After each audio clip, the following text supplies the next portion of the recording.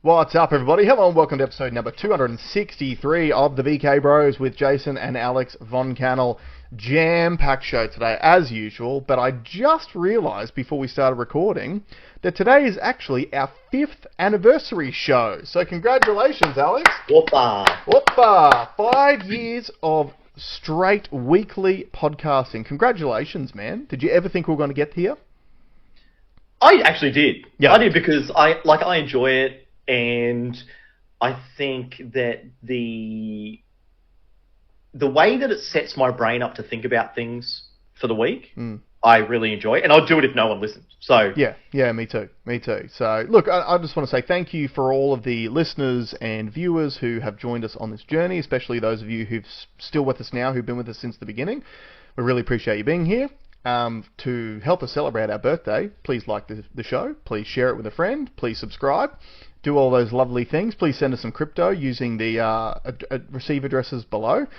Thanks for the people reaching out last week and asking how my face is, and it is much better now. So it was that supplement. So as soon as I've stopped taking the supplement, everything's gone back to normal, which is good. Yeah, nice. Thanks for the people reaching out. Yeah, that's awesome. And do you know what I want to say too? Like, there's some things that we really appreciate about the show as well, because you're right, it's the way that it sets your brain up, not only to think during the week, but it's the way that it has set our brains up to analyze our own lives, the way that we behave.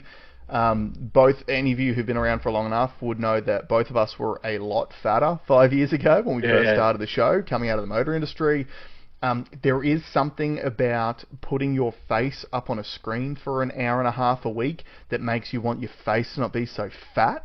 So it's funny. So I have been, I'm dialed in now, right? So I finally got my. Now. No, I'm dialed. I'm good. I'm in. I'm down.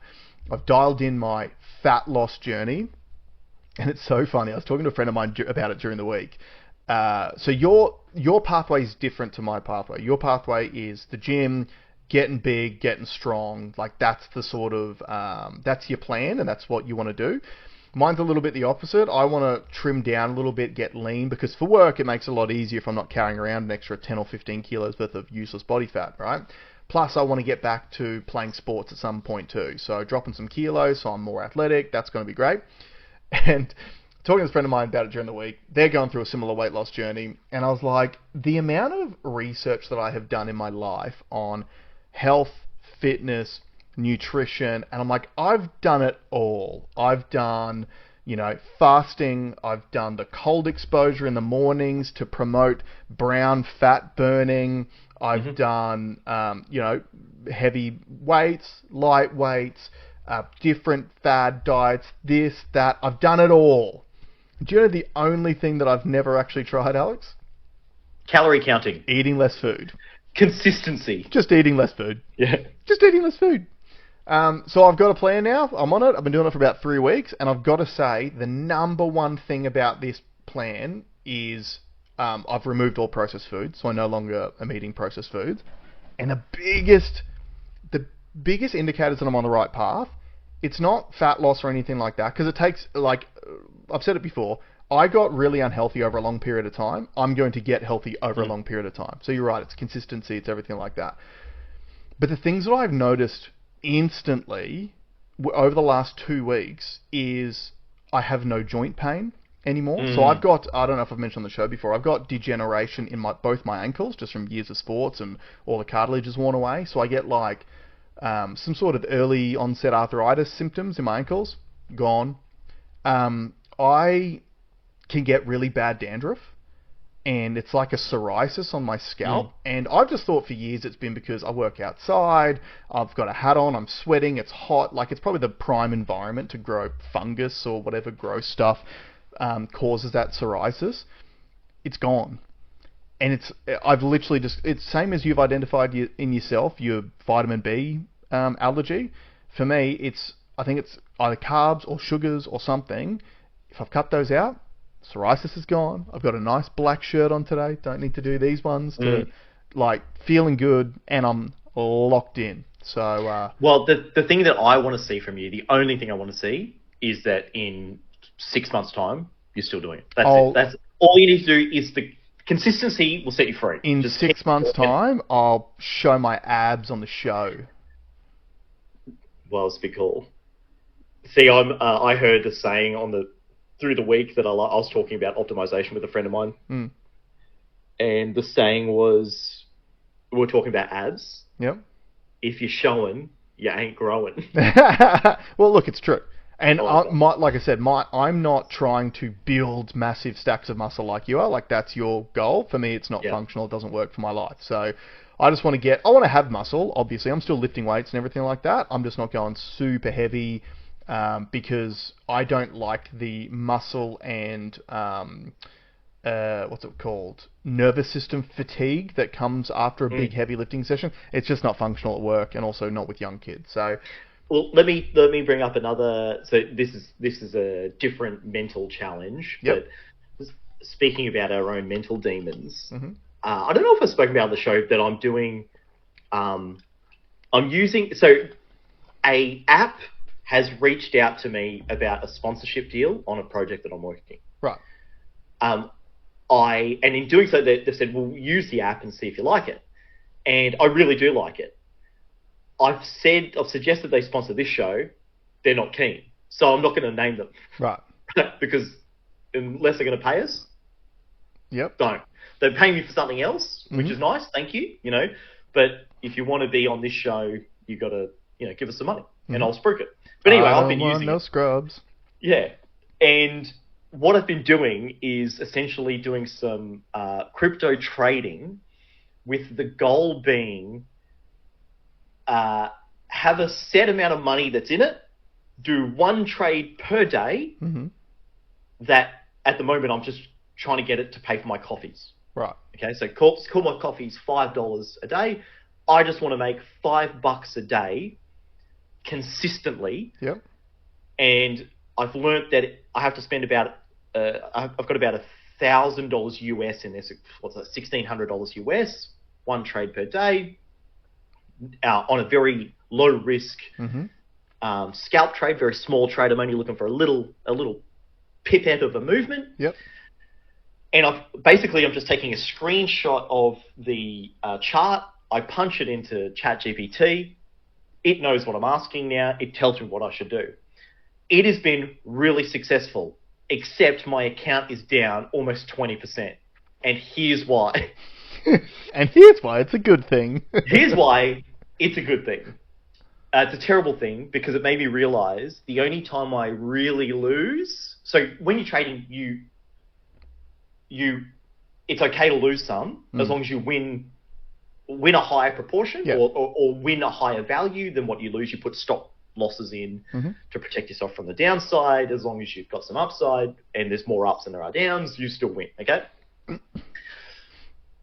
Psychologically, it's so hard. So on Sunday, I did 3 trades in a row and they all hit. And in your head, you go, this train ain't ever going to stop. I'm on a hot streak. Yeah. Yeah, so you go again and then you make a little mistake. Like one of the mistakes I did was I didn't put a stop loss in.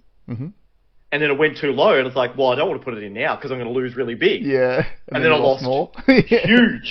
So I'm only trying to make like $5 or $8 in a day. I lost $90. Yeah, that's right. That's a lot of days' work gone, isn't it? Yeah. Yeah. And it's so interesting because everyone's like, oh, it's just easy. Just stick to the program. But you've got this psychological battle happening all the time. Or like it's going in the wrong direction and you go, oh, maybe I just like stop it now. Or, every time you interfere with it, you get wrecked. So, which is why the autists win when it comes to trading and stuff like that. Because they don't have the emotional response to it. Well, I also know because a friend of mine he's been doing this for years and he's put himself on like a self-training program. And one of the things they say is like actually have a diary and you actually, before you put your trade in, write down what you're feeling. What do you see? Yeah, right. Why are you doing that trade? Yep. And then you can go back and read it and go, oh, I imposed myself onto that. I saw what I wanted to see. Yeah. Now, I'm trying to avoid that because I just want, like, ChatGPT, you do that part. Yep.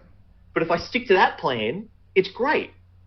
If I don't, and the other thing that you do too is like, I wanted to show one of the boys this morning. So I was like, oh, here we go.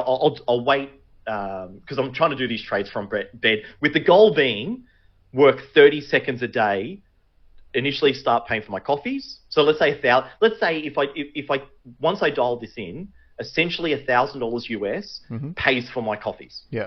Okay, which means $30,000 in that account is your smashed avo. No, is my rent. Pays for my rent and my coffees. Okay, and then $100,000 in that account is a wage. Yep. And the idea being, I only want to work for 30 seconds every day. Yeah, that's an awesome plan. That's really cool. Okay, that's the goal. Yeah. So I go to show them, and I plug it into ChatGPT, and ChatGPT basically says, there's no trade here. And I'm like, yeah, but I want to do one. So I'm like, okay, look, I'm not going to do it. So even though you're here and I was going to show you how to do it, and I wouldn't mind burning some cash just to show you how it is, you know, but I was like, no, we won't. And then there was this big movement, and I was like, okay, well, let me plug this in. So I plugged that in, and it goes, okay, now there is something. But the amount of times that ChatGPT's told me something, and I'm like, I don't like that. So I went to Perplexity and asked Perplexity, and Perplexity's like, don't do a trade. I'm like, well, no, fuck you. Yeah. I'll go to DeepSeek. DeepSeek's, oh yeah, do this, and then I get wrecked. But it's this strange psychological thing where less is more. The less times you touch it, the better it's going to be. The less time you think about it, the better it's going to be. Yep. The more you trust the process, the better it's going to be. So it's this real. It seems so stupid when you tell people that, but it's the battle against nature. Your own mind. Yeah, it's so funny that you're talking about, because that's like gambler's logic. Yeah. So if there's a streak of 3 times that you win in a row, you're like, this is a hot streak, I'm going to win the 4th time. But if there's a streak of 3 losses in a row, you go, well, I'm definitely due now. You impose what you want to see. And I think that's a typically male trait too, because we are high risk, high reward seekers, which is not typically a feminine trait. So I love that sort of stuff. And do you know how you know it's not a feminine trait?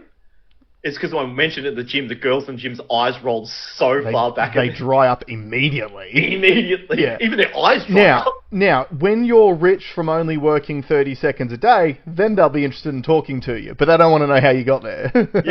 True. Yeah. All right, guys. Big show today. We got 3 main subjects we're going to go through. One of them, we just can't stop talking about our retarded cousins in Victoria. What are you doing still living there? So that's going to be the first story we're going to cover. We have another tick for the predictions for the Red Pill crew, as Canada, one of the Canadian provinces, has become the first people to impose climate lockdowns. So we will get into that. And what was the other story? eSafety Commissioner. Our lovely CIA plant eSafety Commissioner, Julia McGrant, lost another court case. So just for the record... The next one must be a win. Yeah, she's due, because she's never won one. Yeah. And there was a Freedom of Information request put in about some documentation in regards to the social media ban that comes in at the end of the year. And we will enjoy the transparency of that Freedom of Information request. How much redaction are you expecting? Oh, I've seen it. How much are you expecting? Well, I reckon they're going to run out of black ink. So I'll show you, but there is some... and happy birthday too, Jason. It would have been your birthday when this comes out. Oh, yeah. It would have been your birthday yesterday, so happy birthday. Thank you very much. Another year older and wiser. Yeah. All right, let's crack in. So can we start down in Victoria, where their fearless Premier, Jacinta Allen, has doubled down on gender ideology, the very thing that the majority of Western civilized nations across the world are turning a 180 on. So there's an article here from Sky News. There were some comments that she made during the week. So it's parents hit back at Premier Jacinta Allen after extraordinary attack on concerns about a school to gender clinic pipeline. So can you just play the video? I believe you're referring to some reports in The Australian that go to the hugely important Respect for Relationships program that we support across our schools, and indeed in response to the ongoing perpetration of violence against women, we have expanded the Respect for Relationships program in response to the ongoing rise of the number of kids who are bullied And bullying of kids causes such harm to those kids and keeps parents awake at night. Now, I have seen firsthand how important the Respectful Relationships program is because it's in my kids' school. And so, yes, I back the Respectful Relationships program and the curriculum that is all about protecting kids, strengthening resilience of kids, and supporting kids to be who they are across our schools, to help other kids understand why respecting difference is so important. So this ongoing campaign against the Respectful Relationships by the Australian speaks about, does not recognise the transformative difference this program is making every single day in schools. So it's something to know that there are some parents of children who do identify as transgender or non-binary that feel like there's a school-to-clinic pipeline. What would you say to those? That's just nonsense. It's disgraceful nonsense. Like, seriously. This sort of ongoing attack on a program that is making a difference in kids' lives just should be stopped. It should be stopped. It's disgraceful reporting. It's hurtful. When you consider the incidents that transgender kids are 15 times more likely to kill themselves, we should be supporting them. We should be supporting them across our schools, across our society, across our community. The Australia needs to stop this ongoing campaign. Can I just touch on that point? Yep. We don't have to continue through that anymore if you want to make a point. So that argument is right. I truly, I've seen the data too, that they are 15 times more likely to commit suicide. Mm-hmm. So when she's saying you need to support it, you need to support that not happening so that these people are getting the correct care. Like, they're doing it after. It's a retrospective help. So they're helping after they've done the damage. Yeah. Here's the issue. And it actually goes into it, and it says it in the article itself. So we will read through because it'll come up. But just to make a quick point on it, the only data that says that they are more likely to self-harm, it's gender dysphoric kids. So it doesn't necessarily state whether they are pre-treatment or post-treatment. It's any kid who might have gender dysphoria.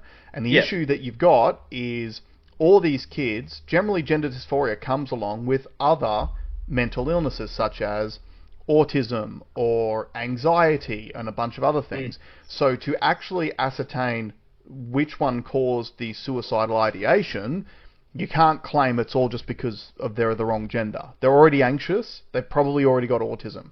I think we're saying the same thing, which is I'm trying to think of the best analogy for it. It's essentially I see what you're saying. They're trying to apply a remedy to something that, like...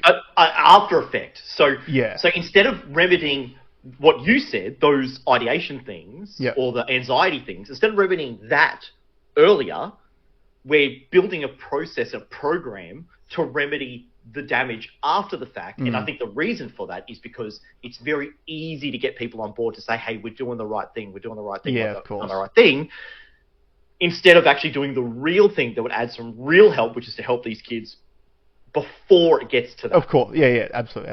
So root cause, as opposed to it's how our hospital system works too, right? It's medical system, which is treat the symptom, not the cause. The symptom, not the cause, yeah. Absolutely. So, a group of parents with kids suffering from gender dysphoria have hit back at Premier Jacinta Allen after the Labor leader launched an extraordinary attack, blah, blah, blah. The Australian revealed on Thursday that the Victorian Department of Education had quietly updated its Respectful Relationships program to include content that teaches kids as young as 5 their biological sex may not align with their gender identity.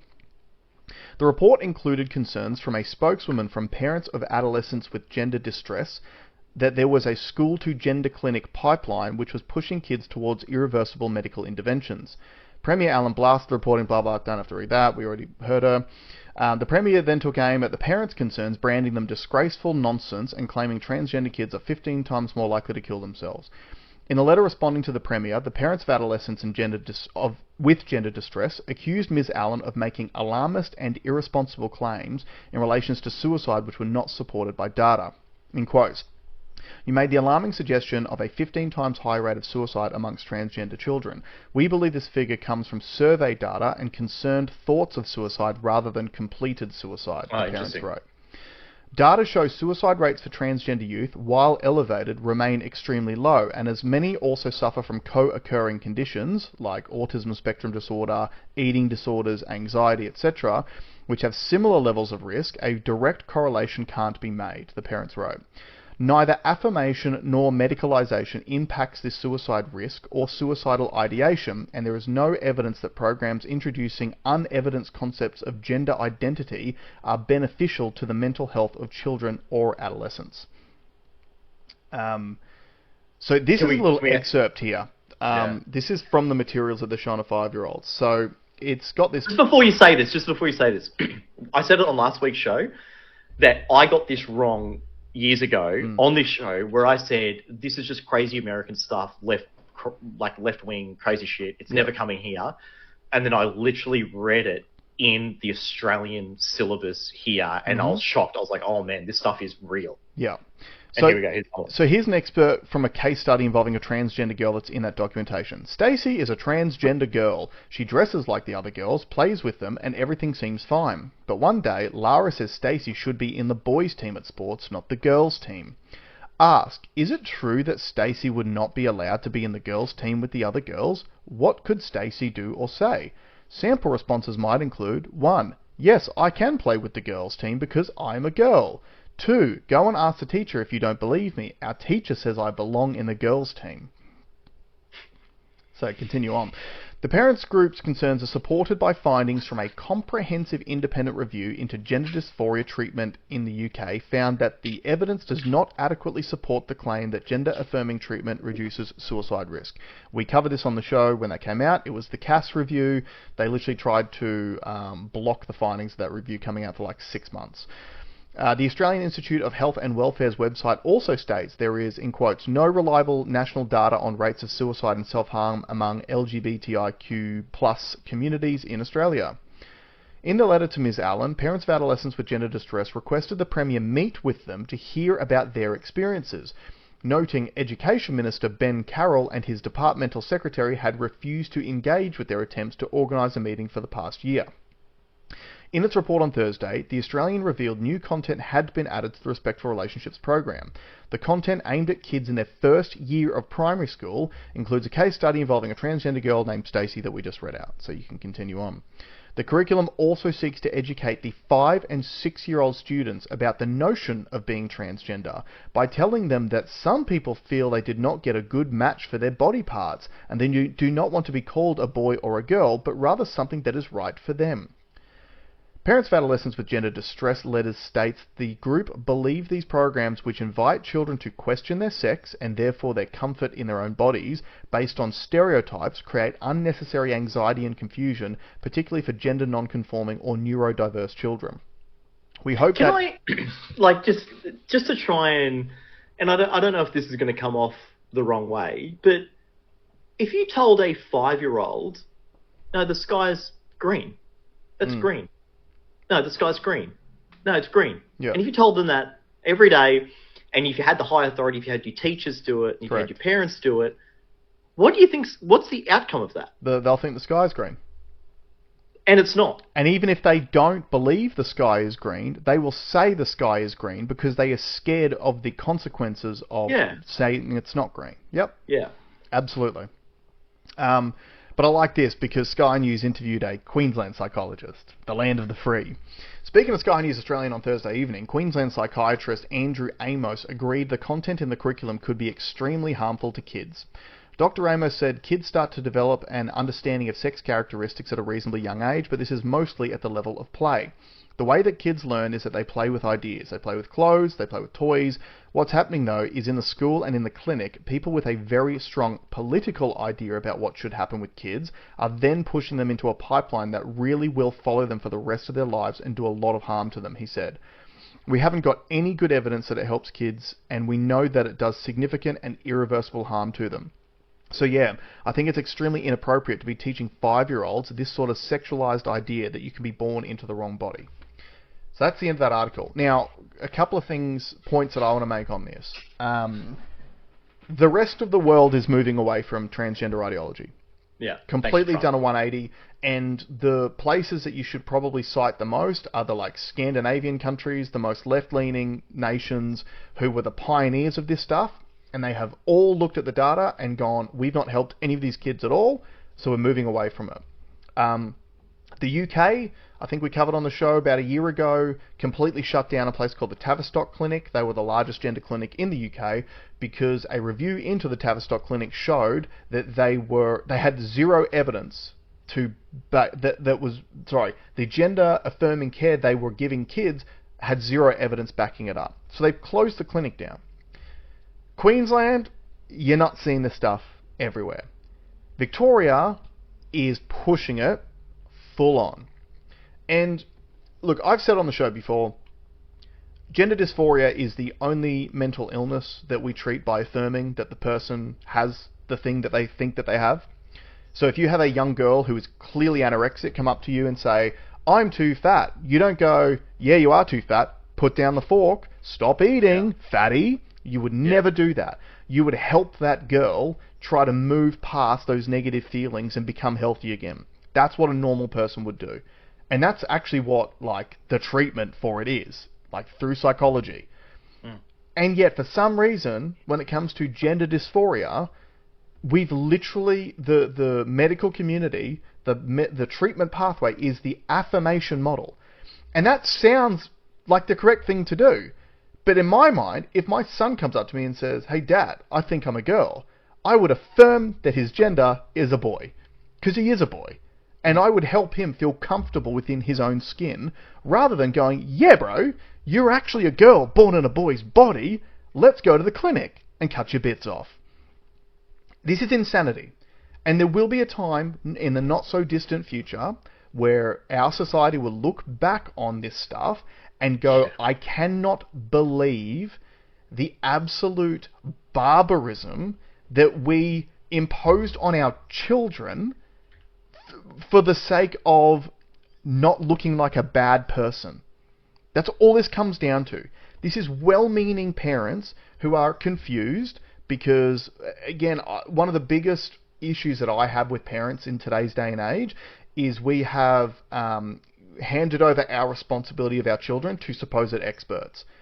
Everyone's so nervous and anxious themselves that they're like, I don't want to stuff my kids up. Whatever the experts tell me to do, I'm just going to do that. No. As a parent, I can tell you, I read some of the books, I did some of the things, whatever. The number one thing is most of your parenting style should be embedded deeply in your DNA. There are things that feel right to you, there are things that feel wrong to you. The natural protective instinct of a father over his children is from your DNA. It's not because a fucking expert told you to protect your kids, right? Yeah. It should be in your DNA. It is a natural thing to do. These things that they are pushing on children and parents are completely unnatural. And why do you think they're doing it?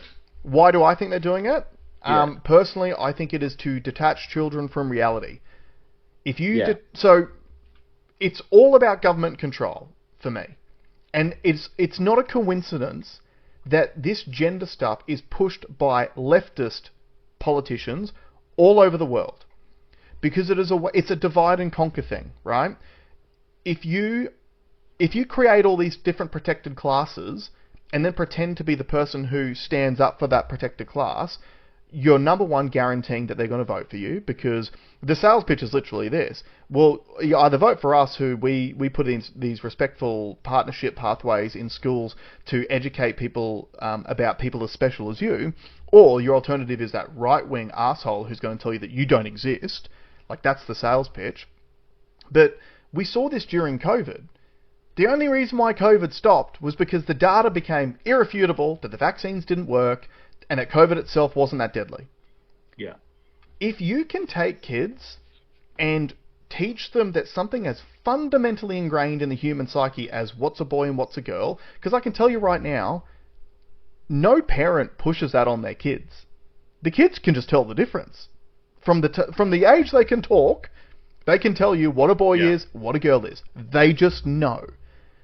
So if you can remove that fundamental bedrock bit of data, it's like telling them that the sky's green, right? If they can't even trust their eyes and ears on what a girl is and what a boy is, do you reckon they're going to look at COVID death rate data by percentages? Do you reckon they're going to look at how much money we're spending on climate change and renewable energy and keep saying that renewables are the cheapest form of energy, even though your energy bills go up every quarter? Like, do you think they're going to put those two and two together? No, they don't even know what a fucking woman is. Yeah, I got in a bit of a heated discussion about this with a friend of mine, because to me, so he just thinks it's government ineptitude that leads to these things. It's not. But I said, I used to think that too. Yeah, so if it was purely ineptitude, then every now and then the governments would put out a policy that is good. They'd get it right. Yep, right? Absolutely. Even Law of a averages. stop clock is right twice a day. Yep. Okay? But every single policy that is coming out is damaging. Correct.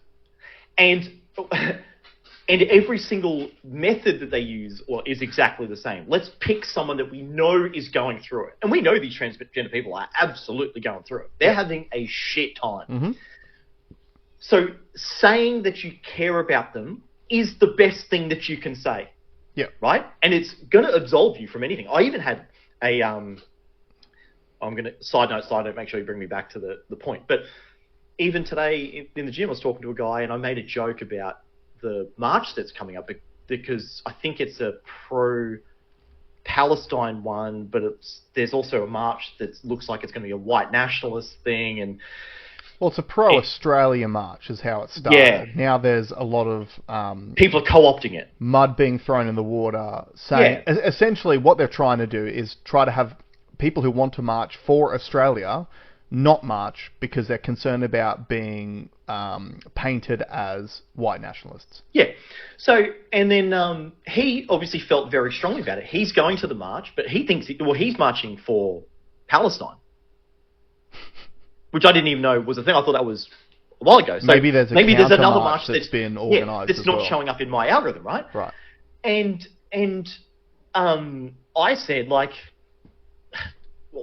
why do we care so much about it? Like, why do we care so much about it? I said, I think we only care about it because we've been told to care about it. Correct. Because why don't we care about what's happening in Yemen? Why don't we care about what's happening in Africa? We don't give a shit. Nope. And he's like, well, we only have so much bandwidth. Why don't we care about the Uyghurs in China? Yeah. And I'm like, but... Why is it just the one that the news happens to talk about? Like, can't you see that this is just being used as a diversion for the real shit that's happening to us? And he's like, well, what do you mean? And I'm like, well, the fact that our government is so corrupt that they're literally sucking our life force out of us by the devaluation of our money. And every single policy they make is making rich people richer, poor people poorer, the political class giving more and more power. They're gobbling up more and more of our freedoms. Yep. But you're not looking at that because you're worried about one battle that's happening over there. Yep. And he's like, well, we're all one connected people and blah, blah, blah. I'm like, but that would only stand up if you cared about all the conflicts. Yeah. And did the Palestinians... So pre-October 7, were the Palestinians marching in the street for Australians to have their rights back? Yeah, no, we ain't a fucking interconnected people, bro. We're not. No, we're not. No. But this is... So, when you look at these hot button topics that come up, it's a smokescreen for the real shit. Here, even the fact that we're talking about it, right? And we're pointing out how ridiculous it is. So that's why I really want to tie it down to... Yeah. This is modifying our fabric of reality too. So this is the mainstream media and government's algorithm. Yep. So if you think about social media, we're all aware. Sorry, we're not aware. Some people are aware that there is an algorithm that is showing us what it thinks that we want. Yep. And it's obviously fucked with as well. Like I cited last week, where I watched two of the same video, one on X, one on on Instagram. It's the same video. The comments were on the complete opposite side. Yeah. So one algorithm operates different to another algorithm. If you live in one of these ecosystems, you're going to think a particular way. You're programmed to think a particular way. I found myself last week being programmed in a particular way, and I had to tell myself, oh shit, like I've made this my reality. Yeah. But it's been fed to me. It's not mine. Absolutely. Well, the news and the governments do the same thing. Hey, here's a real hotbed topic. It's going to go up on the news. Go and fight over this. Yeah. I think I saw, was it Topher Field? Did he say he put a little caption up and it was a king and he had all these people that were trying to, that wanted to take over. So they brought the pitchforks and the torches. The torches. And the caption said, like it was one of the king's advisors saying, all you have to do is tell that the pitchfork guys want the torches removed and the torches want the pitchforks removed. Absolutely. And then you don't have a problem anymore. They're fighting each other. And that's genuinely how I believe. This transgender shit is so small. It's such a small aspect of society, 0.05% of the community, but the government's putting effort into actually writing it into policy. Yep. Knowing what it's going to do to us, Correct. Knowing that it's unnatural, knowing that it's going to light us up. Yep, it's and now divisive, it's destructive. We put our energy into that. And the conversation doesn't go to anywhere constructive. Yeah. But even look at Victoria as a whole. But also, the craziest thing is, and the thing that I really want you to think about, is the government's so disgusting that they're willing to harm children to make us hate each other. It's not even to make us hate each other, because the hating each other is not the point. It's their own political ends is what they're after. Yeah. So it's worse than just it's divide and conquer politics. It is, you're exactly right. They are willing to sacrifice children at the altar of gender ideology to further their own political careers. That's how disgusting it is. And you look at the absolute basic functions of government. What's government supposed to do? Keep you safe. So we've got the machete ban that they just brought in and the machete drop boxes. So they've just spent $13 million on these machete drop boxes, and it'll be really interesting to see at the end of the month what's in them, because it's probably going to be green dildos. So I joked on this show about what I thought the cost was going to be. I said it was going to be $8 million for the boxes, $2 million for the stickers. Yep. I was wrong. It was $13 million. I also thought it was 140 boxes. Turns out it was 40 boxes. Yeah. $325,000 per bin. The funniest meme I thought is like, what box of metal would you buy in Victoria right now? And it had a picture of that box, and then it had a picture of a secondhand Ferrari, I posted on the VK Bros Insta. Yeah. But where I think what's going to be more concerning is when we find out how much money the Victorian government spent on buying machetes to put into the boxes to show that the boxes weren't a waste of money. Yep, they'll still have the price tags on them. Do you know what? That sounds crazy. But it also sounded crazy when I expected it was going to be $10 million and it was $13 million. Yep. It also sounded crazy when the vaccine rollout began and we were told that you're going to have to take 2 doses, and yet the Australian government ordered 220 million doses. That's crazy. That fabric of reality stuff that I think people really, really need to hone in on. Mm-hmm. This morning was another example. When I was having that conversation with that guy, this guy's so fired up about this thing that's happening on the other side of the world that he's going to go and put his time and effort in, and it's for a moral cause. Morally, he's doing the right thing. Yeah. But if you zoom out and if you look into it a bit closer, you realize I'm being played here. This is all done on purpose to flare tensions, to keep us divided. And I was the one that looked like the prick. Of course. Because I was like, because you're telling the truth. Why are we worried about that thing that's over there? For start, there's been, war in the Middle East has been thousands of years. Yeah. And then him not being able to rationalize the difference between, like, why don't you care about Yemen? Why don't you care about Africa? But even asking this, did he march pre-October 7? Because I know that there's bad things happening in Palestine at the moment, but there was bad things happening before that. It was still an open-air prison prior to October 7. Was he marching for the Palestinians before then? Had he even thought about it? Do you know what's funny, though? Like, I was talking to a guy during the week who is completely programmed by Sky News. So he's got the completely different... I feel sorry for the Israelis. Like, they're just over there by themselves. He's got the opposite side retardation. 100%. And I'm sick to him. I'm like... can you give me an example of a bad thing that's happened? Like, besides October 7th? Yeah, for sure. Can you tell me anything else, any other damage that's happened? And he's like, they're just out there by themselves. Like, so you're all being programmed, and that's the idea of our program, is to go and say, all right, let's peel a couple of the layers of the onion back and go, what is this really? You know, and we have to be aware of the algorithmic training from social media to us. We also need to be aware of the algorithmic training that the legacy system is doing to us. Totally. And how, ask yourself, are your ideas your ideas? Yeah, because for the majority of people... Did you listen to that podcast that I sent you? The Liv Bory one? No, I don't think I did. Really interesting. They got this guy on who was part of the British political system. He's like a heavy hitter that you'd get in to help get your political party up. And he's essentially said the whole system needs to collapse. It does not work. And it was so hilarious. Now, again, the algorithm fed this to me. After I think I said it on this show last week, I said, I think democracy is failing us. I don't think if you're being algorithmically controlled, then you shouldn't have a vote, because if you don't know how an economy works, which no one does, then how can you vote on an economy? Yeah, of course. How do you know that the right person's there? The only right person in the whole political space that can do the economy is Gerard Rennick, and he's out. Yeah. Right. So everyone's worried about the economy. No one knows how to fucking do it. Yeah, no one understands. Your vote counts. Yeah. Well, no, it shouldn't count. You don't know. If you don't know, even the terms of foreign affairs, let's not worry about foreign affairs. Yeah. Let's worry about domestic affairs. Let's worry about home affairs. That's right. But what I would like to see, and this is a crazy, crazy, crazy idea, but what I'd like to see is Australia go to republic, put a rich family in charge for one generation. 25 years, here's the rule, write it down as a document. This family, who has to be rich, can't be bought. Okay? Yep. The Palmers. I was trying to think of someone non-mining, because mining's a real hot topic. So someone that's built, like Dick Smith, even though he's real lefty, get a Dick Smith, get a Mark Boris, get a big farm owner that we don't even know about, like an agriculture guy. Put them in charge for 25 years, pay them nothing. They get paid nothing, because they don't need it. Yep. Right?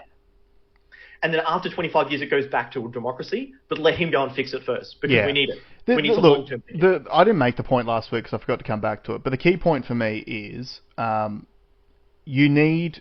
we need to rewrite the Australian Constitution, and the only way that you can do that is by becoming a republic and removing yourself from the crown. Yeah. So there is a reason why we don't enjoy the same rights as our American brothers and sisters, is because literally our Constitution was written by slavers, right? We were convicts brought over here. The people had no rights. They were criminals, and the Constitution was written as such. So we need to break away from the crown. We need to become a republic, write a brand new constitution, and write into a lot of the protections that the US Constitution gives its people.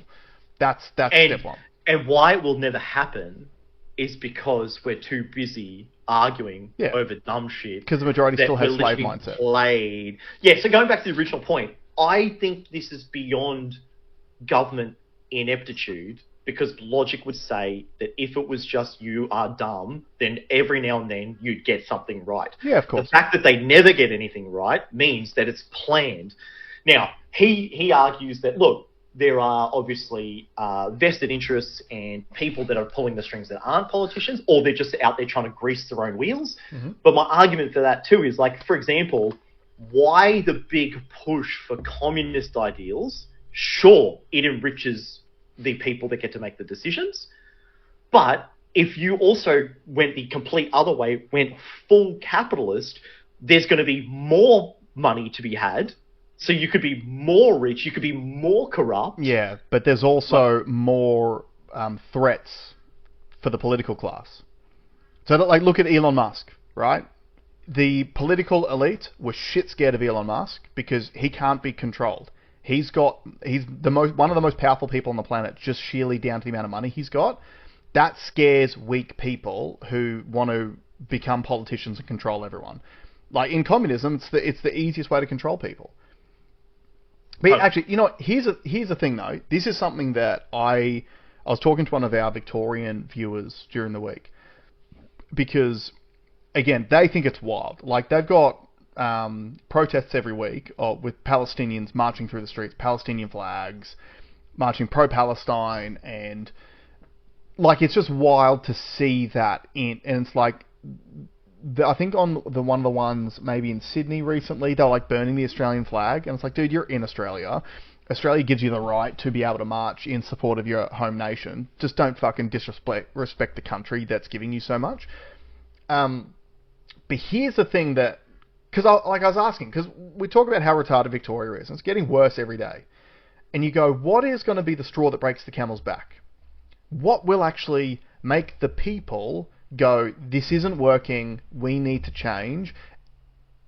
And I actually think that it's not going to come from the people, because they're so indoctrinated.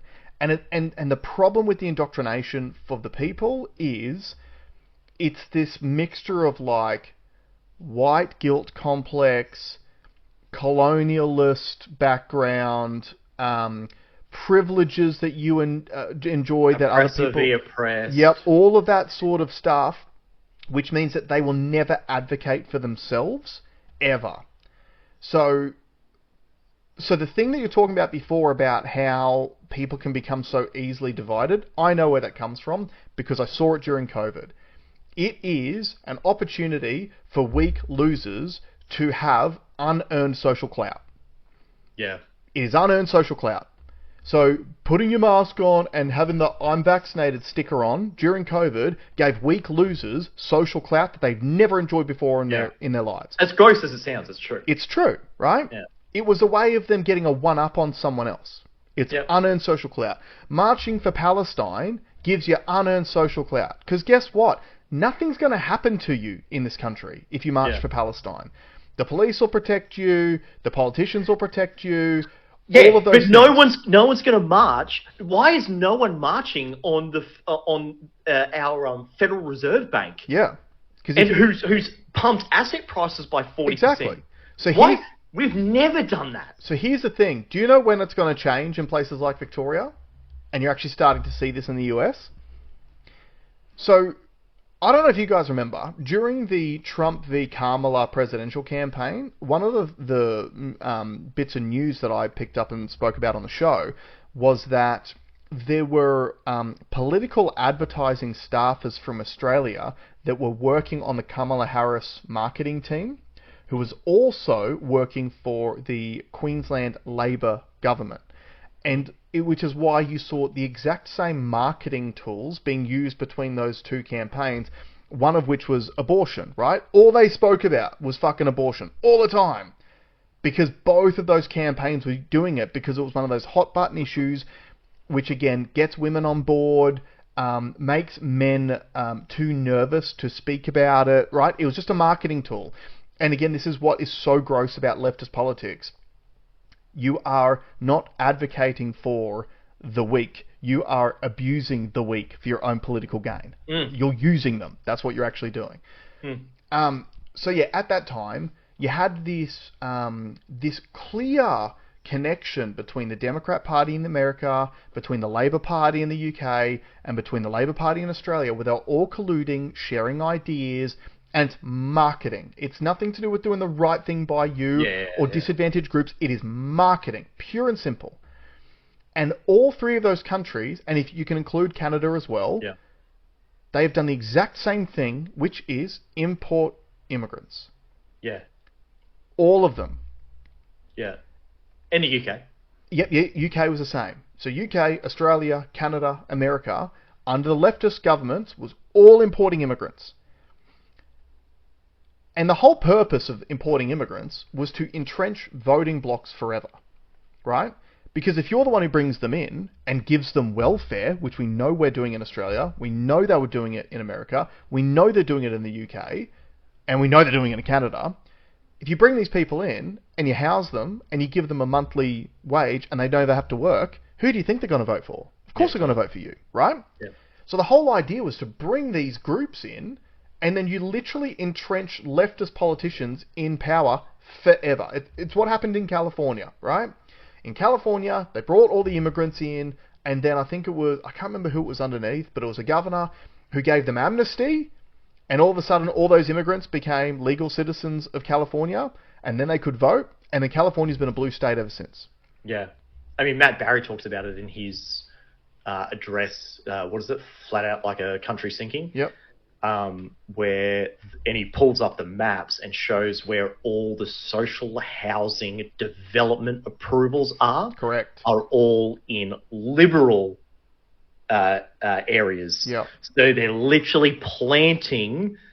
they're planting migrants into safe liberal seats to flip those seats to Labor. It was, absolutely correct. So when you listen... I just want to get this point out. Because here's the thing that's going to change it. It's going to come from the political class. Because the thing that none of them thought about before imposing all of these plans is that eventually naturalized citizens, so like, for example, you bring immigrants in and then they have a child here, that's an Australian citizen, they'll start running for office. And a lot of these ethnic communities will all automatically fall into line and vote for that person. That's what will change this. That's what will change the immigration. Yeah, but I think you can look at England, UK as an example, where that's working the wrong way. Yeah, but look at what's happening in the US at the moment, in New York.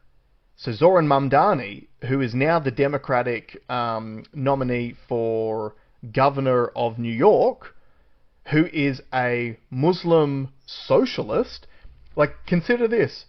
The state in America that Wall Street's in, the most capitalist part of America... The most capitalist place in the world. Yep, the most capital place in the world, looks like it's going to have a Muslim socialist running it.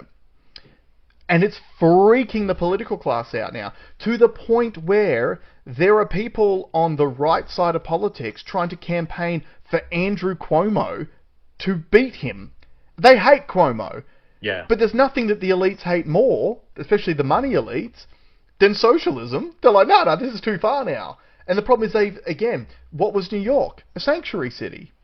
So it was one of those places in America where you could bring immigrants into, illegal immigrants, and they had sanctuary there. ICE couldn't touch them. So now you're seeing the leftist political class starting to freak out, going, oh shit, we thought we were bringing in our voter base. We've brought in new competition that will all vote together for their own people. We need to rub this out. And I would not be surprised if a similar thing happens in Victoria, because it will get to that point. Like you said a million times recently on the show, all the people with values such as ours have left or are leaving. Like, they're probably moving to Queensland or somewhere else. The Victorian government is importing more and more immigrants every day. And like I was saying before, the basic concerns of government is supposed to be to keep the people safe. So they know there's such an issue with machete crime in Victoria that they did this stupid amnesty bins to try to get you to get rid of your machete. But at the same time, there was a vote that went through their parliament this week on castle laws. Because in Victoria, and in most places in Australia, it's illegal to defend yourself from a home invader. Well, no, it's unclear. So it will depend what colour you are and what colour they are. We know what the political climate is like. It's the fucking Sam Kerr clause, right? Yeah. Right? So if an immigrant invades your home and you use force to defend yourself in Victoria, you will probably go to prison. And there's an example of this recently. There was there was a Chinese guy who defended himself with pepper spray. And he's up for, I think they're talking about putting him in prison for 6 months. The home invader's already back out on bail. Yeah. So the penalty for defending yourself because he used something deemed illegal in Victoria is higher than for invading someone's home and starting the altercation in the first place. But this vote, they tried to bring in castle laws and Labor and the Greens voted against it. So they know there's a problem with violent crime, hence the machete bins. But they also will not allow you legal protections to protect yourself in your own home. Which is why I want to zoom out and I want people to realise that the government's not here for you. All I want to say is that they don't really care about us. Yeah. So if I would love to see a march on all the bridges in Australia to flip the entire political class. the whole thing. And I know everyone's too scared to do it. To flip the Christopherly government in Queensland because they're killing it. They're killing it. Yeah, and look, I hope people get a taste of it. But I just think we're falling for the focus that's being fed to us. And if you really looked at it, if you were like, oh, this is the game that they're playing, how about we get the shits with the game? Yeah. Dude, And it was so funny because I was sort of saying that this morning. One of the girls, she's like, man, you are so libertarian. It's not funny. But it's only because if you look, if anyone else looked at this stuff, they would see what we see. Yeah. Can we pause? Sure. All right, we're back. Let's move on to the next story about the eSafety Commissioner. If you can bring up the first resource please. Oh, bring up resource please, RX. So here we go. Nathan Livingstone from Milk Bar TV. The eSafety Commissioner, aka Australia's Ministry of Truth, has lost a third legal case. FSU of Australia accused the Commissioner of cyberbullying after she called them a front group for Elon Musk. In the clip below, we'll play it. When FSU, which is the Free Speech Union, complained, the eSafety office dismissed it as informal, meaning they couldn't appeal. This case highlights once again that the eSafety office is not transparent and working outside the law. How many court decisions will it take for the eSafety Commissioner to be fired and the eSafety office stripped of its Orwellian power? So if you want to just play the clips, 19 seconds. There are front groups. One is called the Free Speech Union of Australia, and they've run a campaign to increase the number of FOIs by 3,000%. And it's. I'm sorry, ladies, but look at all these broads sitting here talking fucking nonsense about this. We need to be in the room here. We need to be in the room. I'm sorry. You just. Please. Sorry, what'd you say? Let's speak to the man in charge, please. Well, it's not even speak to the man in charge. Women don't like being confrontational by nature. This sort of bullshit requires a confrontational nature to address. Because you're like, hey, this is nonsense. We're not doing this, all right? The price of free speech is free speech. People say things that you don't like to hear. Move on. It's all good. Shut the fuck up. Increase the number of FOIs by 3,000%. And it's, they're very open about, let's just tie them up in knots. There's a... Can you bring up, so linked to this, there was a Freedom of Information request that was put in to the eSafety Commissioner about tabling the documents that they have used or anything in relation to the social media ban that's coming in at the end of this year. So, is that this one? Yeah, so here we go. So, Senator, the Honourable Don Farrell, so Minister for Trade and Tourism, Special Minister of State. Now, I'm not going to read all of this because it's like 218 pages long. But I just want you, can you just scroll down? I'll just tell you when to stop. So keep going, keep going, keep going, keep going, keep going, keep going, keep going, keep going, keep going. So you're starting to see a lot of the redactions already, right? But keep going, keep going, keep going. Keep going.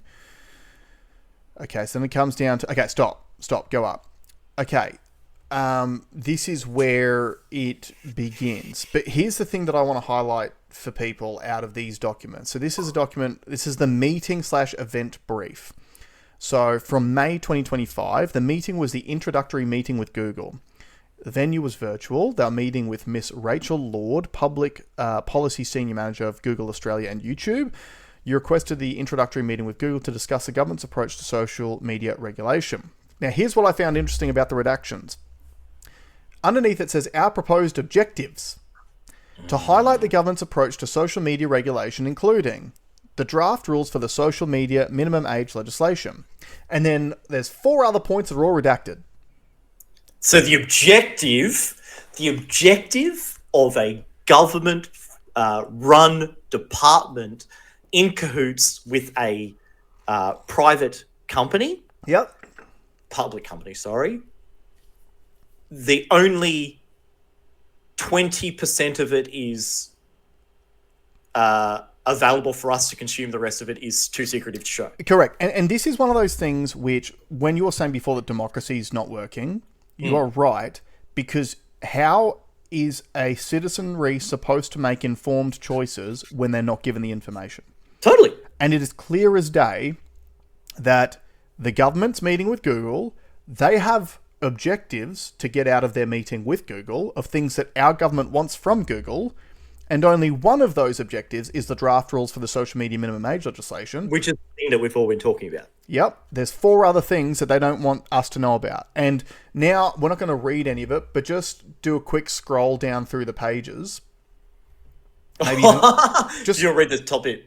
So, to give effect to these exclusions, the department developed the draft rules and conducted targeted consultation between February and March 2025. In the submission for the draft rules, Google supported the exclusion of YouTube from the minimum age obligation, highlighting the value to and protections in place for younger users and differential offering to other social media services.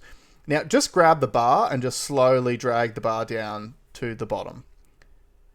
So it's all the shit's redacted. This is fucking crazy, dude. So this is ludicrous. Yeah. So if you want to have representative... So, okay, here's some stuff that it should be redacted. The phone number of the people. Yep. Okay. Cop that. Fine. 100%. Yep. Not the attachments. Nope. Oh my god, a massive black square. Okay.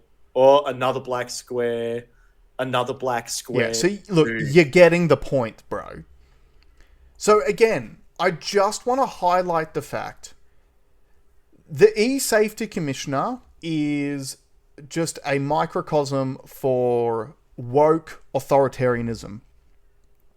The eSafety Commissioner was brought in by the Liberals.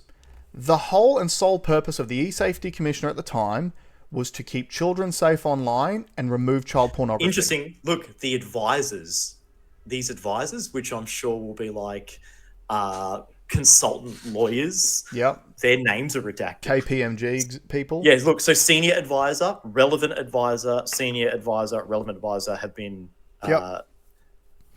Because do you reckon they are ex-government employees? Probably. They're probably, ex-Labor staffers or something. So it was a good sign too. The department liaison, Honourable Annika Wells, she, her. Has she, her, yeah, in her signature. So this is the thing. Like, what was it the Wall Street Journal or whoever's tagline? It was like, democracy dies in darkness. This is what we live in. So, and just think about everything. This is a current topic which is coming into effect at the end of this year. Look at COVID. You've still never seen the health advice. Where's the health advice? For those that forgot, the health advice is what was referred to every single day about every single decision was based off the health advice that we have never seen, that they are legally blocking. Sorry, I just want to correct ourselves there because we have seen the health advice twice. 2 times we saw the health advice. The first time was when the chief medical officer of New South Wales said that they shouldn't just be locking down the Povo, Western Sydney areas. They should be locking down the eastern seaboard as well, and the government didn't do it. So they just locked they just locked up the poor people, and they let the rich people who live on the east coast go to the beach and do whatever the fuck they wanted. So that was one time, and the other time was when the chief medical officer of Western Australia did not advocate for the closed border because he said all you're literally going to do is slow the... you're basically just kicking the can down the road. Like, the pandemic's going to come, it's going to hit us at some point. We don't advocate for this, and they did it anyway. So the 2 times they've released the health advice, the government actually went against it anyway. And you've never seen the rest of it. So this is exactly the point that Alex was making about the Palestinian marches. They want you, looking at what's happening in another country overseas, to ignore what they're doing in front of our eyes every single day to us in our own country with our own tax dollars. Like, it is classic misdirection. This is what magicians do, right? Look at my hand, look at my hand. You don't know what I'm doing under the table, though, because you're looking at my hand. Like, it is the most basics of subterfuge, lying, corruption, all of it. And clearly, the eSafety Commissioner is unfit for that role. Maybe there is room for an eSafety Commissioner if the whole point is what it was originally brought in for, which again, how many times do we have to see examples of when a new department or a new law is brought in under the false pretenses of protecting children or protecting someone, and then it evolves into a fucking gargoyle 5 years down the track because the legislation was already put in place because they tricked you at the time with a Trojan horse excuse to do it. Yeah. That's what this has become. And there is no need for an eSafety commission. No, well, keep the internet open. You can't have free speech. And the only thing that I think the eSafety Commission should be doing is destroying child pornography online. That's it. I don't think they have the capability to do it. I think they do. So, if Apple... How? Well, Apple already can see in the cloud every single photo on my phone and can tell me who's in it and all that sort of stuff. It'd be pretty easy to go, hey, AI, this is what child porn looks like. Delete it from the internet. Yeah, but how is a eSafety Commission going to make that happen? Yeah, well, maybe you're right. Maybe you just get the government to fucking... I think you fell for it a little bit, that you think the government's there for safety and can do it. They cannot do it. They cannot deliver on that promise. Yeah, but what I want, all I want, is to educate. Like, I want parents to be more empowered to guide their kids on how to use the internet. Yeah. Look, I agree with you on that too. That's and I believe... And same with driving. I talk about driving all the time. I want more education about driving, not more road rules. Yeah, for sure. And I also want legal protections for parents who find people diddling their kids to do whatever the fuck you want to that person. That would probably stop a lot of it. I just want the rule of law to be held up. Let's have a consistency across the rule of law. Mm-hmm. All right, let's move on, because the red pillars were correct again. And I was going to go back and try to find it, but we're 5 years into the show, ladies and gentlemen. There's been a lot of shows. We've said a lot of things. And I was trying to, if any long-term listeners remember, there was a time during the pandemic when we were coming out of lockdowns and a lot of the restrictions were starting to be removed. And we noticed a change in the air. You'll remember this, Alex. We noticed a change in the news reporting was starting to move away from COVID and back towards climate change again. And we made the prediction at the time, it was probably 3 years ago at this point, that climate lockdowns were going to be the next thing. And we're here. Thanks to Canada. Canadian province faces pushback after banning entry to woods over wildfire fears. So again, I want you guys... So this is from the BBC. I want you to listen to the language that's used in the article and how they're going to trick you again into removing your freedoms for a supposed level of safety. The Canadian province of Nova Scotia is facing pushback for what some have called draconian restrictions as it tries to limit wildfire risk in extremely dry conditions. Last week, Nova Scotia banned all hiking, fishing, and use of vehicles like ATVs in wooded areas, with rule breakers facing a $25,000 fine. I can tell you it's $28,000 because the $25,000 fine is one part of it, but you're also breaking another rule, which means it's $28,000 because there's a guy that did it on purpose to get the fine, so he can show everyone. There you go. And hey, a tip line has been set up to report violations. So if you want some unearned social clout, get on your tip line and report your neighbour. Yep. Tell them that there's Jews under the floorboards while you're at it. Yeah. The Canadian... Oh, and I just want to make a point. What... On the political persuasion of lefties or righties, which political persuasion typically takes part in activities such as hiking, fishing, and use of ATVs in wooded areas? The right. The right. Funny that. The Canadian Constitution Foundation, a non-profit that defends charter rights in the country, called the ban a dangerous example of safetyism and creeping authoritarianism. Oh, I liked safetyism. I like that. I'm Absolutely. That a lot. Tens of thousands of residents are under evacuation alerts in eastern Canada as the country experiences its second worst wildfire season on record. Nova Scotia Premier Tim Houston says human activity is responsible for almost all wildfires in the Atlantic province. Official statistics from 2009, long time ago, from 2000... I have to take this call. Righto, we'll pause and we'll come back. All right, we're back. Sorry, guys. When duty calls, duty calls.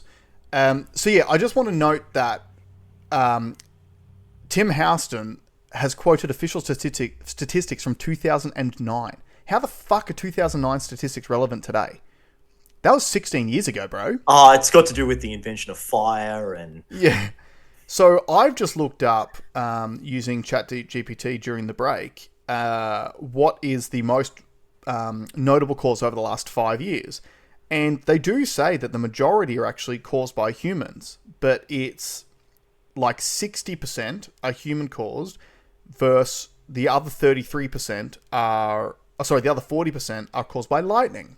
Yeah. So here's the point that I will make. And it's a point that we will make ad nauseum. The reason why wildfires are seeming to be more destructive and more dangerous in a lot of these Western countries is because of a multitude of reasons. The first reason is because of CO2 emissions, a lot of these places have stopped doing controlled burns. So there is too much fuel in the brush, which makes the fire more catastrophic.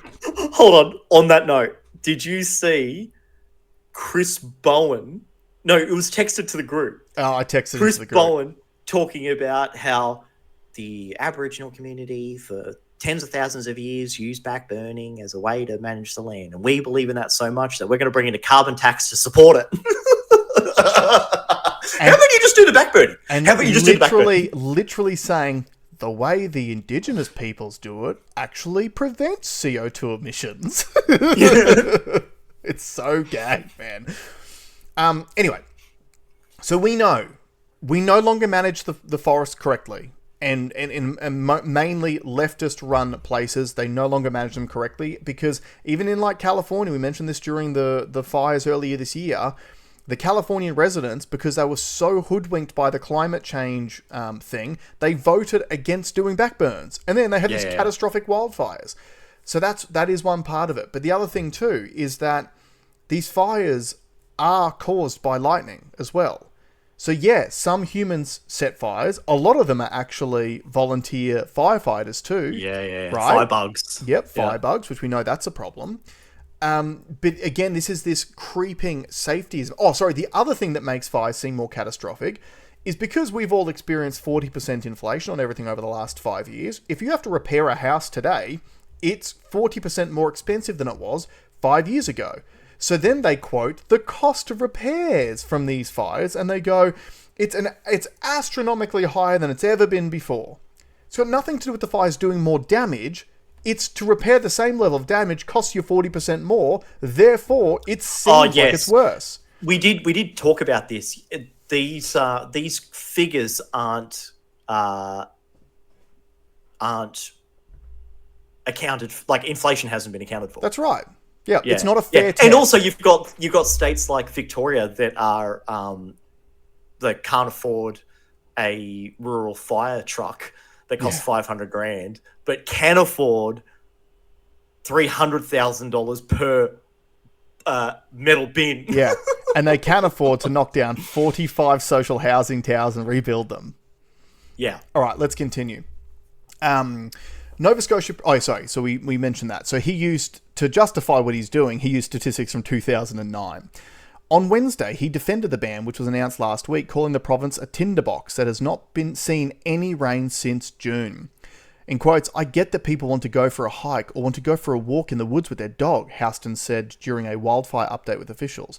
"But how would you like to be stuck in the woods while there's a fire burning around you?" He said the restrictions... Well, he's right. I wouldn't like that. No, I wouldn't like that either. Yeah. He said the restrictions will be loosened once enough rain falls to mitigate the risk. "In the meantime, go to the beach," he added. Houston confirmed that 12 people have been fined so far for violating the ban. "It's certainly my hope that every single one of those is fully prosecuted and collected," said the Premier. "It's just too serious of a situation by now." One of those penalised is military veteran Jeff Evely. On Friday, Mr. Evely posted a video on Facebook of himself going to a Department of Natural Resources office saying he wanted to challenge the ban in court, and the only way for me to do that is to get the fine. in typical Canadian style, it's like, oh, hey guys, it's nothing against you, eh? I'm just trying to get one of these fines so I can go into court and battle it. And so it's like, I'll just walk in there and I'll come back in. If you could start writing the ticket for me, I'll come back, eh? And Too polite. Yeah. I'm not trying to make trouble for you guys, Mr. Evely, who ran as a candidate for the People's Party of Canada in April's federal election, is heard telling an official. He is later seen walking into the woods before going back to the office, where he is fined $28,872. That's like what you said before, has the extra money on top. Others defend the restrictions as a needed precaution since the province has seen 2 fires a day for the last week on average. 2 fires a day for the last week. That's not a very large sample size. Stephen Marr, a political journalist who lives in rural Nova Scotia, argued in an opinion piece for the Globe and Mail newspaper that there is little chance his run in the woods would have sparked a fight. Depends how thick his thighs are, really. What, is he the Flash? Is he running at the speed of light? How much friction's going on there? Yeah. He added, but fires are mostly caused by dim-witted and careless people, and there is no way of separating them from their careful neighbours, so the ban is necessary. So again, how often do we mention on the show? Our society is being run by the lowest common denominator, and that's bullshit. If you are smart enough not to light a fire, you should be allowed in the forest, bro. In a separate blog post, former Conservative Party campaign manager Fred Delory said that given the lack of rain, when the provincial government announced a temporary ban on travelling in the woods due to extreme fire risk, I didn't complain, I exhaled. So think about this from an Australian perspective. We have fire bans all the time, right? So when the conditions are ripe for wildfires, we say, no fires. But we don't ban you from going in the woods. You can still go, just don't light a fire. Yeah. Reasonable. Seems reasonable, yeah. Yeah. Officials fear a repeat of 2023, the worst ever fire season in Canada and in Nova Scotia, when 220 fires razed more than 25,000 hectares of land in the province. The province of New Brunswick has brought in similar restrictions barring use of public land. On Wednesday, the province of Newfoundland and Labrador banned off-road vehicles in forested areas until at least next week. It has brought in fines of up to $150,000 for fire ban violations. Don't worry, it's 2 weeks to flatten the carbon curve though, right? Only 2 weeks. Canada's 2025 wildfire season is the second worst on record after 2023. Okay, so let me get this straight. They had the worst on record 2 years ago. What have they done in the meantime to mitigate the risks of a worse fire season? Have they done any of the back burning? Yeah, they would know. They would have discussed what the carbon tax is going to be. They would have discussed how large the fines are going to be for taking away people's freedoms. They would have taken something. They would have set up a lobby group, a think tank within the government to decide which particular group they are going to persecute to help make people dumber and weaker, and this is where they got to. Yeah, and that probably cost $800 million. Yeah, exactly. Fires happen naturally in many parts of the world, and it's difficult to know if climate change has caused or worsened a specific wildfire because other factors are also relevant. Shit. According to the United Nations Intergovernmental Panel on climate change is making the weather conditions needed for wildfires to spread more likely. More than 470 blazes are currently out of control, says the Canadian Interagency Forest Fire Centre. There's an awful lot of expert organisations that can't seem to keep any of this shit under control. Hey, here's an idea. Instead of having these organisations well-funded, have firefighters. Have some firefighters. Yeah, exactly. One is the western outskirts of Halifax, the largest city in Nova Scotia, which continues to burn out of control. In New Brunswick, Premier Susan Holt called it a tale of 2 fires. Good marketing. She said crews had made progress on one fire, but were having less success with another blaze near the community of Miramichi. Military and Coast Guard... Anyway, we don't need to go through it anymore. The whole point is this. Because of creeping safetyism and authoritarianism, they have now used climate change to remove your rights as a tax-paying citizen to enter your own woods and public lands. And I would say, so I watch a lot of nature, docos, and Canadians are like some of the best managed environments. Everyone knows what they can and can't hunt. They're always very respectful. Every time you see a walking trail, it's always very clean. They're just a very nice people, the Canadians. They can manage this. They don't need a fine. It's a crazy thing. And we did predict. Oh, look, I'm not 100% when I first saw the story, I was like, I don't think it's the climate lockdown, but the fact that they keep citing climate change as the reason to lock people out of it, it essentially is a climate lockdown. I think it counts, absolutely. And the question is going to be, which of the Western leftist governments will try this next? Yeah. And I wouldn't be, I mean, look, you got to think, in Australia, we're already locking citizens out of certain areas because of native title claims made by First Nations people. So we have handed a stack of land back over to First Nations people, and then they've said that non-Indigenous people aren't allowed to enter those lands. Yeah. Like, we're already doing it over here, but just under a different catch cry. Yeah. Hey, I've got to go. All right. Thanks so much for joining joining us, guys. Happy 5th birthday to the VK Bros. Send us some support, and we'll see you all next week. See ya.